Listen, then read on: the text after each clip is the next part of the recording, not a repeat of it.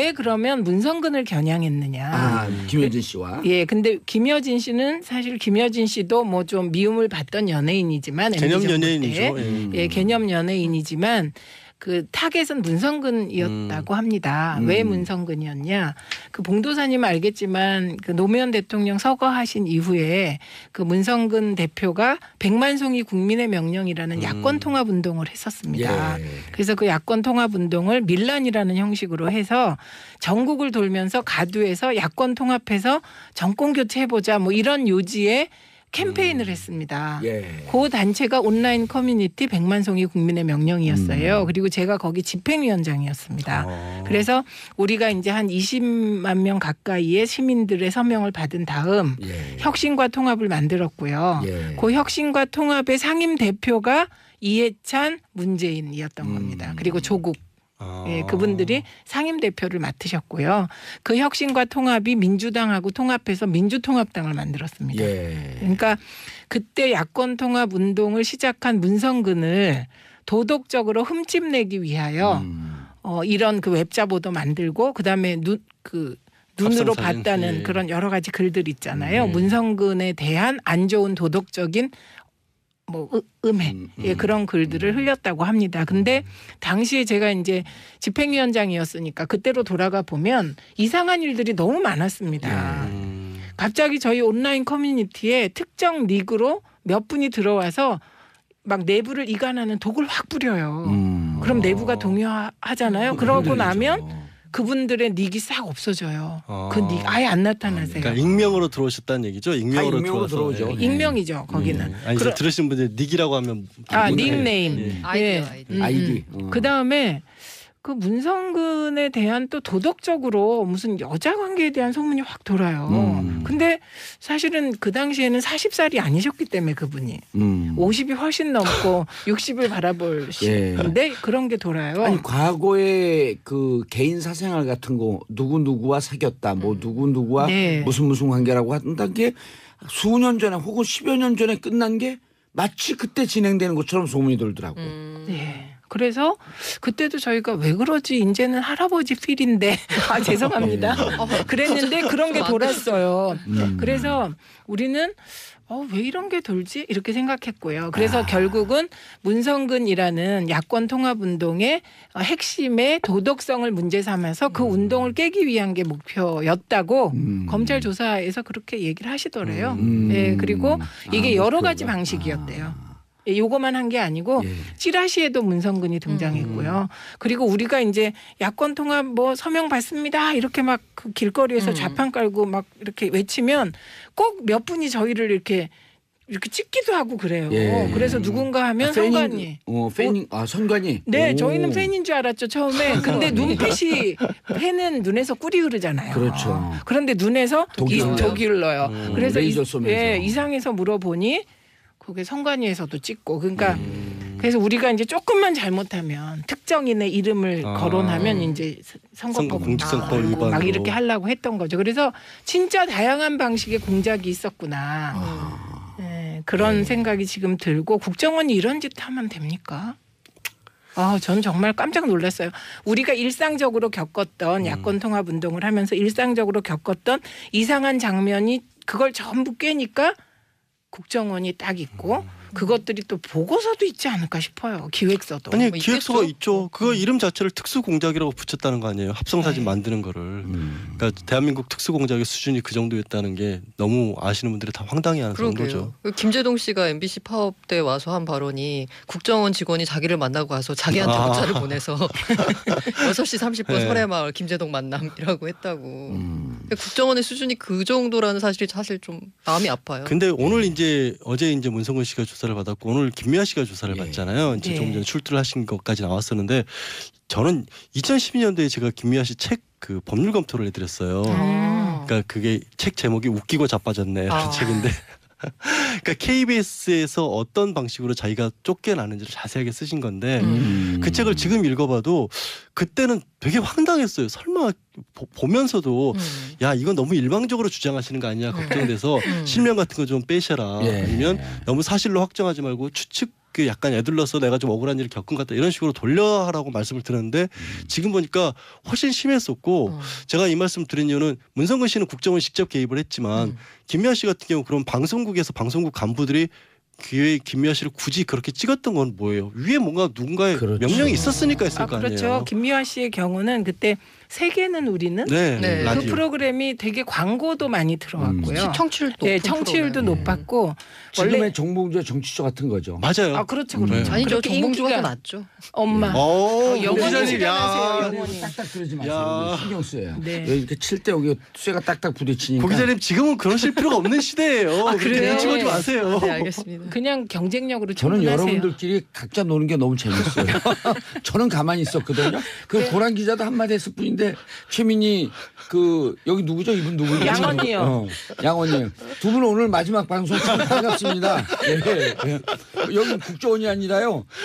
정봉원이에요. 우리 이 정봉원의 포갑을 폭로합시다. 예. 반갑습니다. 오늘 막방이에요, 막방. 그래서 이게 어저께 이제 태를 주고받는데 이제 앞으로 이게 이제 이거는 검찰이 기소하는 건 또 그렇지만 예. 그 연예인들께서 모이셔서 그 82명의 연예인들을 최대한 이제 뜻을 같이 하는 분을 모아서 또 고발을 하실 생각이고 예. 소송도 하실 생각이래요.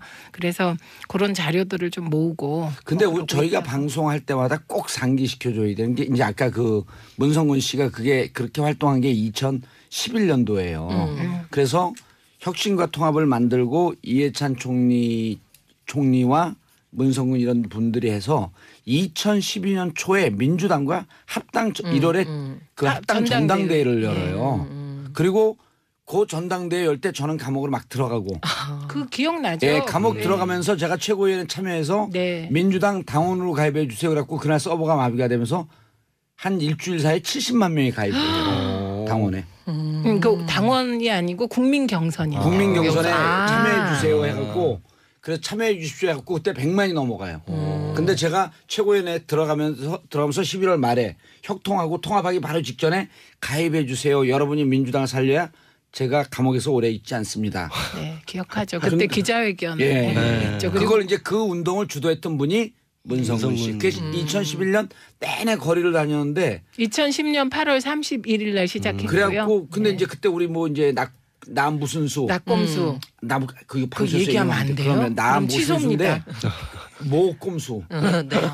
나 무슨 수 모꼼수. 모꼼수. 그것 때문에 근데 이제 문성근 선배가 좀 그 나오라고 같이. 근데 이제 우리는 이쪽 팟캐스트 하는 거 바빴고 이제 못 나가 뵙고 그랬었는데 또 문성근 님의 부친께서 문익환 목사. 네, 예. 70년대 80년대 90년대 초반까지 대한민국 민주화 운동을 이끌으셨던 민주화 분이 운동의 상징. 네. 남북도 예. 대화에서도 큰 짐이 기여를 많았어요. 하셨었고. 가방 들고 다니시는데 그게 무거워서 가방 같이 들고 다녔던 정봉주. 이른바 가방 모찌가 있었어요. 네. 그게 정봉주. 정봉주. 아, 참 제가 가끔 그 봉도사님하고 이렇게 하면서 우리가 30년 전에 알던 사이거든요. 그런데 아니 33년. 33년 땡 왜요?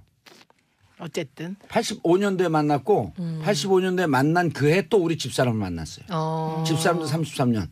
그리고 최민희 의원을 만난 것도 33년. 독립선언서도 33인의 독립선언. 근데 이상하게요. 그냥 그때랑 똑같아요. 느낌이나 이게 참 신기하죠. 야. 오랜 친구. 오랜 친구. 문성훈 그래서- 씨는 네. 김효진 씨 애들이 어려서 걱정이다. 네, 맞아요. 네. 같은 엄마 입장에서 한번 네. 생각해 보세요. 김여진 씨도 SNS에다 심경을 올리셨는데요. 이 가족들을 아니 지금 이곳에서 함께 촬영하고 있는 스태프들을 어찌 봐야 할지 잘 모르겠다. 지난 일이다. 아무리 되뇌어도 지금의 저는 괜찮지 않다.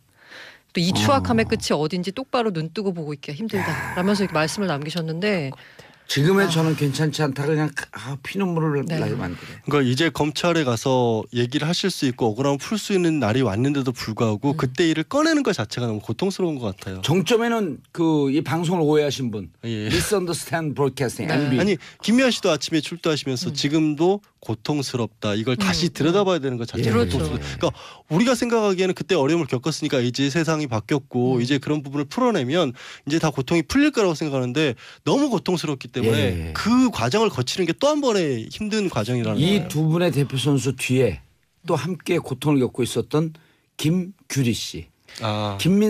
민선 씨였잖아요. 얼마나 예. 방송이 안 되면 이름까지 바꿨어요. 아. 제가 누구한테 전해 들은 얘기는 2012년 12월 19일 문재인 당시 후보가 지고 네. 정권 교체 실패한 날 무슨 그 연예인이 하는 타이 레스토랑이 있어요. 네. 이태원. 네. 거기 와갖고 식사하고 소주 한잔 하다가 뭐 소주 와인 한잔 하다가 통곡을 하면서 우는 것을 옆에 사람들이 그 김규리 씨를 말렸다.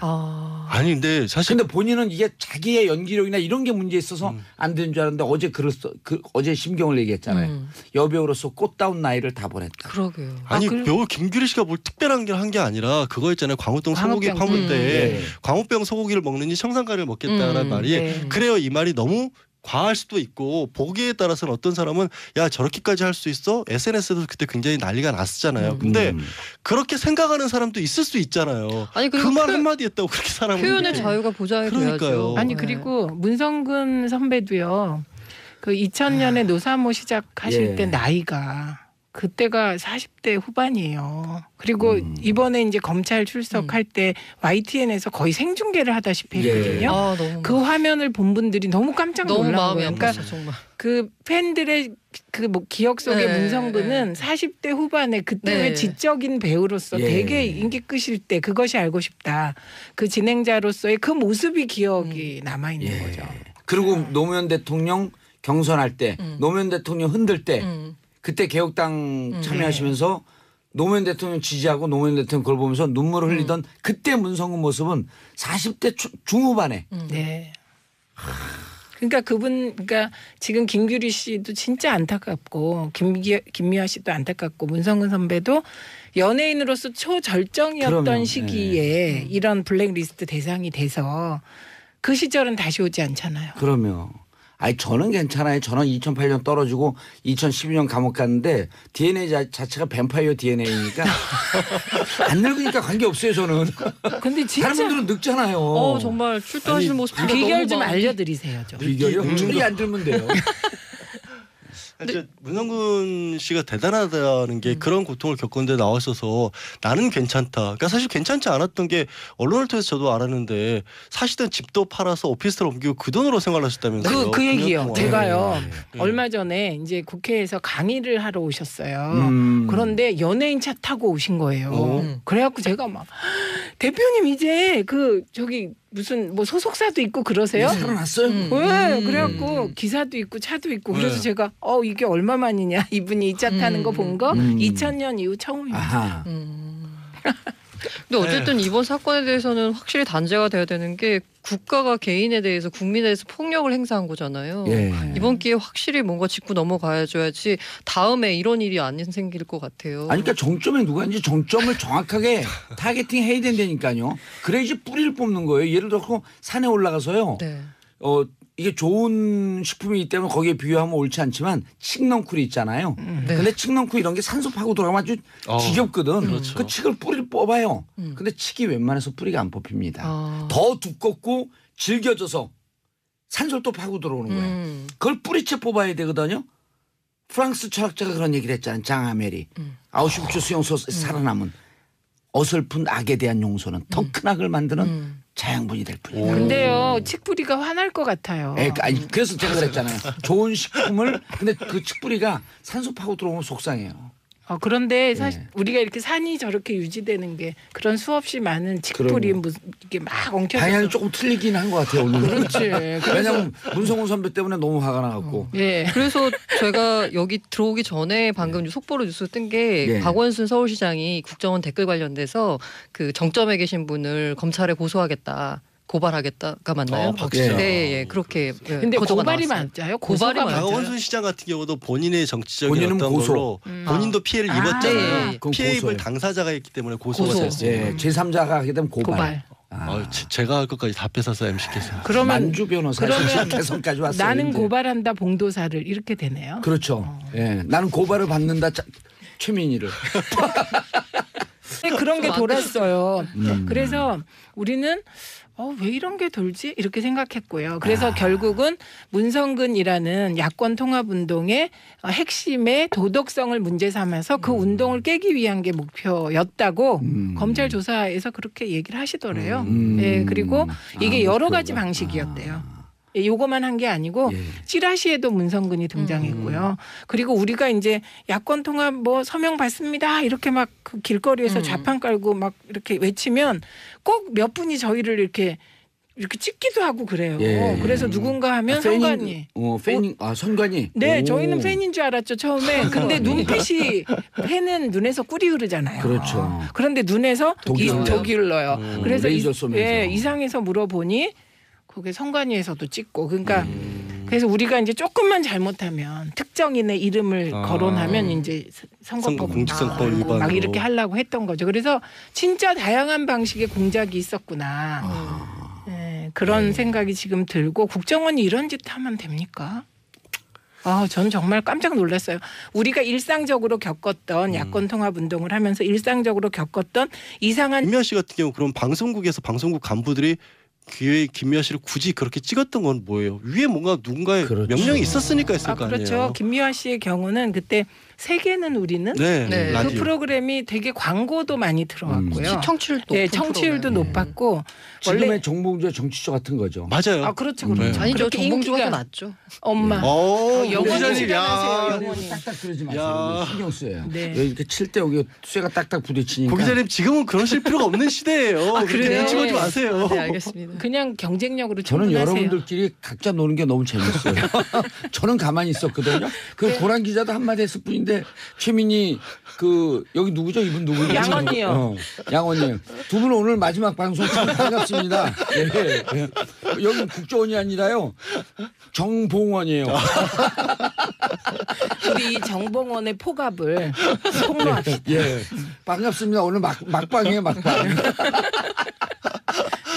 그래서 이게 어저께 이제 태를 주고받는데 이제 앞으로 이게 이제 이거는 검찰이 기소하는 건 또 그렇지만 그 연예인들께서 모이셔서 그 82명의 연예인들을 최대 장면이 그걸 전부 깨니까 국정원이 딱 있고 그것들이 또 보고서도 있지 않을까 싶어요. 기획서도. 아니 기획서가 있죠. 그거 이름 자체를 특수공작이라고 붙였다는 거 아니에요. 합성사진 만드는 거를. 그러니까 대한민국 특수공작의 수준이 그 정도였다는 게 너무 아시는 분들이 다 황당해하는 정도죠. 김재동 씨가 MBC 파업 때 와서 한 발언이 국정원 직원이 자기를 만나고 가서 자기한테 문자를 보내서 6시 30분 설해마을 김재동 만남이라고 했다고. 국정원의 수준이 그 정도라는 사실이 사실 좀 마음이 아파요. 근데 오늘 어제 문성근 씨가 조사를 받았고 오늘 김미아 씨가 조사를 받잖아요. 이제 조금 전에 출두를 하신 것까지 나왔었는데 저는 2012년도에 제가 김미아 씨 책 그 법률 검토를 해드렸어요. 그러니까 그게 책 제목이 웃기고 자빠졌네 라는 책인데 그러니까 KBS에서 어떤 방식으로 자기가 쫓겨나는지를 자세하게 쓰신 건데 그 책을 지금 읽어봐도 그때는 되게 황당했어요. 설마 보면서도 야 이건 너무 일방적으로 주장하시는 거 아니냐 걱정돼서 실명 같은 거 좀 빼셔라. 아니면 너무 사실로 확정하지 말고 추측 약간 애들러서 내가 좀 억울한 일을 겪은 것 같다 이런 식으로 돌려하라고 말씀을 드렸는데 지금 보니까 훨씬 심했었고 제가 이 말씀 드린 이유는 문성근 씨는 국정원 직접 개입을 했지만 왜 그러면 문성근을 겨냥했느냐. 김여진 씨와. 근데 김여진 씨는 사실 김여진 씨도 뭐 좀 미움을 받던 연예인이지만 개념 연예인이죠. 개념 연예인이지만 그 타겟은 문성근이었다고 합니다. 왜 문성근이었냐? 그 봉도사님은 알겠지만 그 노무현 대통령 서거하신 이후에 그 문성근 대표가 백만송이 국민의 명령이라는 야권 통합 운동을 했었습니다. 그래서 그 야권 통합 운동을 밀란이라는 형식으로 해서 전국을 돌면서 가두에서 야권 통합해서 정권 교체해보자 뭐 이런 요지에 캠페인을 했습니다. 그 단체가 온라인 커뮤니티 백만송이 국민의 명령이었어요. 그리고 제가 거기 집행위원장이었습니다. 그래서 우리가 이제 한 20만 명 가까이의 시민들의 서명을 받은 다음 혁신과 통합을 만들었고요.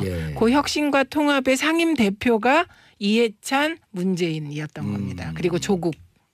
그분들이 상임대표를 맡으셨고요. 그 혁신과 통합이 민주당하고 통합해서 민주통합당을 만들었습니다. 그러니까 그때 야권 통합 운동을 시작한 문성근을 도덕적으로 흠집내기 위하여 이런 그 웹자보도 만들고 그다음에 눈으로 밥상 사진. 봤다는 예. 그런 여러 가지 글들 있잖아요. 문성근에 대한 안 좋은 도덕적인 뭐 음해 그런 글들을 흘렸다고 합니다. 근데 당시에 제가 이제 집행위원장이었으니까 그때로 돌아가 보면 이상한 일들이 너무 많았습니다. 갑자기 저희 온라인 커뮤니티에 특정 닉으로 몇 분이 들어와서 막 내부를 이간하는 독을 확 뿌려요.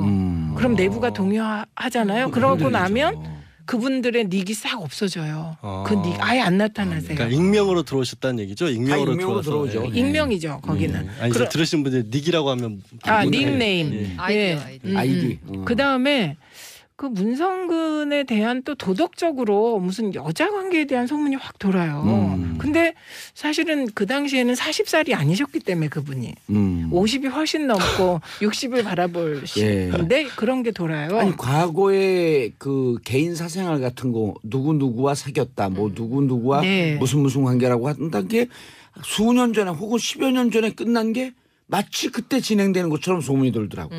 네. 그래서 그때도 저희가 왜 그러지 이제는 할아버지 필인데 죄송합니다. 그랬는데